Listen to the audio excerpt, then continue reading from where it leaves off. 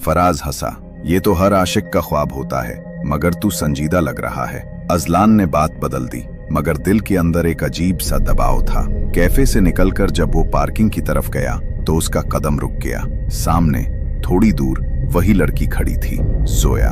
वही दुपट्टा, वही अंदाज, और इस बार वो उसे सीधा देखकर मुस्कुरा रही थी। वो चंद लम्हे उसे देखता रहा, जैसे यकीन करने की कोशिश कर रहा हो कि वो वाकई वही है। जोया, उसने हल्की आवाज में पुकारा।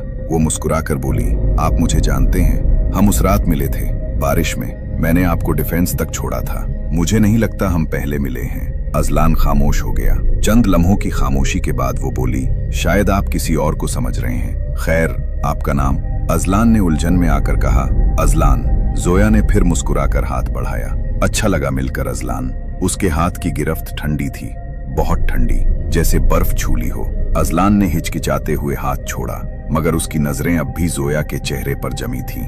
दिल कह रहा था ये वही है, दिमाग कह रहा था ये मुमकिन नहीं। अगले दिन अजलान ने खुद को समझाया कि शायद वाकई गलतफहमी थी, मगर किस्मत जैसे कोई खेल खेल रही थी। दोपहर में वो दफ्तर से निकला तो देखता है वही जोया बस स्टॉप के करीब खड़ी। इस बार वो किसी कॉल पर थी, मगर जैसे ही अजलान गुजरा उसकी नजर मिली और वो हल्का सा मुस्कुरा दी।